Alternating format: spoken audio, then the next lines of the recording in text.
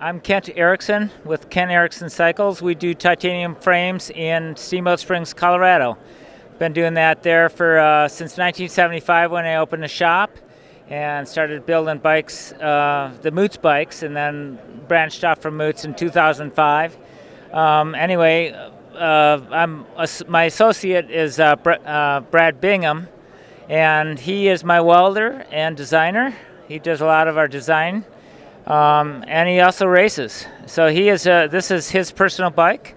It's a fat bike. He's been doing them for quite a few years now. He's one of the first high-end fat bike builders ever. Probably 15 years ago he was doing the sand rim bikes. Over to the side here, which I'll show you, is a bike for a guy named Mike Kuriak. And he's known for his expeditions in Alaska. But this is his personal bike. Brad has done quite a few bikes for that gentleman. He's a legend. But Brad has, this bike is pretty much brand new, except it's been raced maybe 7 or 8 times. I think Brad has won 7 out of 8 times on this bike already. He didn't get to do nationals and go up against Ned. I think he's a little fearful of that one, but he's done really well on it. It features his own fork. He actually had some bomber forks from way back in the day that you can unbolt from the crown, and made a wider crown for it and a wider brace to accommodate the 5-inch tire. The rear end of the bike also has a through axle that he actually custom made this hub for. So he cut apart a 240 DT hub and made it wider. And so it's like the first through axle rear hub you can get. It also has a really short chainstay, so we had to bend the seat tube here.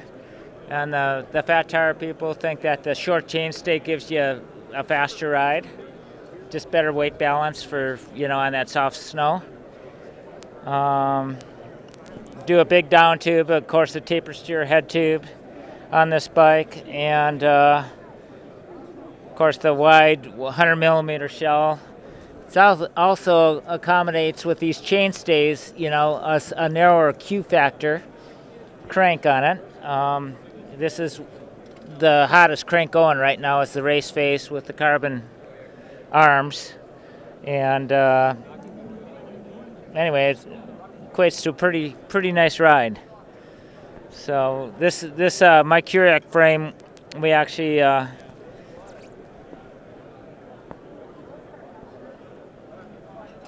want to show you the welds on it. This is an unfinished frame. It has no bee blasting or any finish work done on the frame, so it's pretty immaculate.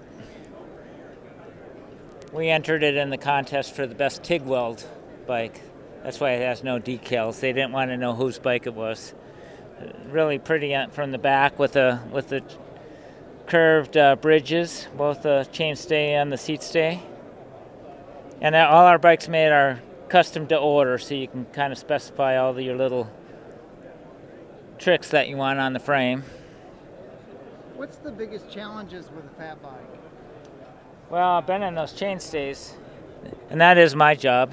To take a 7/8 chainstay or a 1-inch chainstay in a lot of cases. These happen to be 7/8 just because it's impossible with a 1-inch, and getting them to about a 1/2 inch wide right throughout here, and to accommodate your cranks on your widest tire, and having enough clearance for all your snow to get through there.